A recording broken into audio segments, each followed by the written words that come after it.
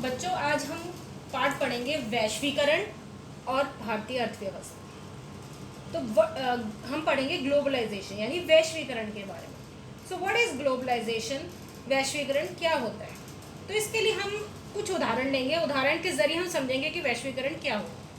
तो उदाहरण हम लेते हैं, जैसे पहला उदाहरण हम लेंगे कि आज से 20 से 25 साल पहले की अर्थव्यवस्था के बारे में हम बात करते हैं कि 20 से 25 साल पहले हमारी अर्थव्यवस्था कैसी थी।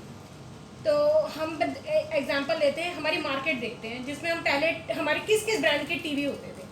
तो हम देखेंगे हमारे टीवी के कौन कौन से ब्रांड आते थे पहले। ओनिडा, वेस्टर्न, ईसी, अकाई, इसके अलावा भी और थे सिट्रा। तो इस तरह के ब्रांड के टीवी होते थे। लेकिन आज आप मार्केट में देखो तो कितनी वैरायटी है टीवी ब्रांड्स की, टीवी के ब्रांड्स की, like Samsung, Philips, LG, Acer और इसके अलावा भी बहुत सारे ब्रांड। और आप देखो कि ये कंपनीज बाहर से आई हुई हैं। कई तो आज की डेट में कुछ भारतीय कंपनियां भी हैं, भारतीय कंपनियों के टीवी के ब्रांड हैं और कुछ फॉरेन कंपनीज के। तो इस तरह से आज के डेट में बहुत सारे ब्रांड्स हैं। इस तरह से हम एग्जांपल लेंगे कारों का। पहले सिर्फ कारें जो सड़कों पे देखने को मिलती ज़्यादा फिएट की होती थी, एम्बेसडर की होती थी।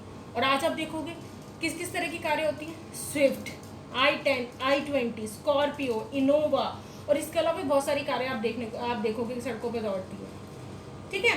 तो आज के विश्व में उपभोक्ता यानी कंज्यूमर्स के पास वस्तु और सेवाओं के विस्तृत विकल्प है। यानी आप कोई भी चीज खरीदने जाओ मार्केट में, उनकी इतनी वैरायटी है, wide choice of goods and services, बहुत ज्यादा चॉइस है आपके पास। आपको सोचना पड़ता है कि हम कौन सा प्रोडक्ट खरीदें।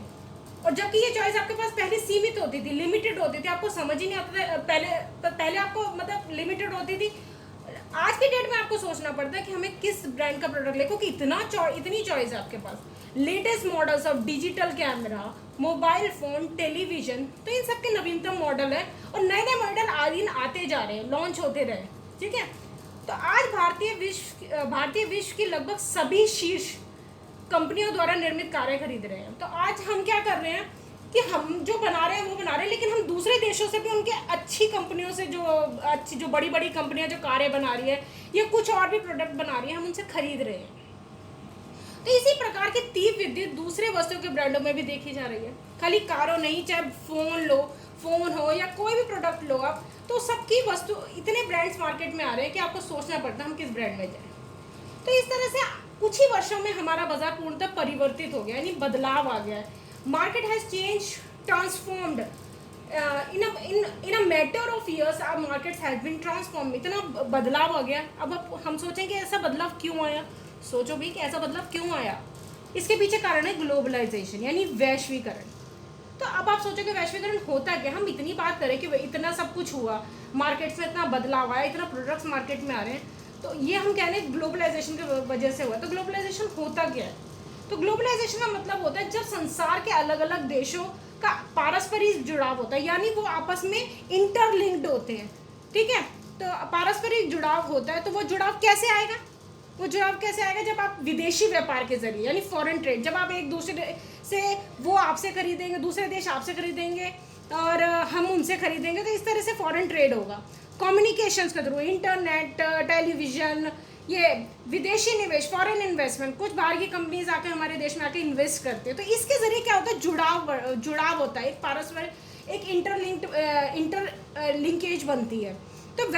तो वैश्वीकरण का मतलब क्या? वैश्वीकरण इन्हीं कारणों की वजह से हुआ और इन्हीं कारणों से हमारी मार्केट में कुछ बहुत से बदलाव आए हैं। तो वैश्वीकरण में महत्वपूर्ण भूमिका ज्यादातर किसने निभाई है? एमएनसी ने, बहुराष्ट्रीय कंपनियों ने। इन कंपनियों ने वैश्वीकरण में बहुत बड़ी भूमिका निभाई है। तो किस प्रकार एमएनसी अपने उत्पादन का दूसरे देशों में प्रसार कर रही है और क्यों कर रही है, वे सब हम अपने आगे के इस पूरे चैप्टर में पढ़ेंगे एमएनसीज के बारे में कि बहुराष्ट्रीय कंपनियों का ग्लोबलाइजेशन में क्या इंपॉर्टेंस रहा है, उन्होंने किस तरह से वैश्वीकरण में एक महत्वपूर्ण भूमिका निभाई।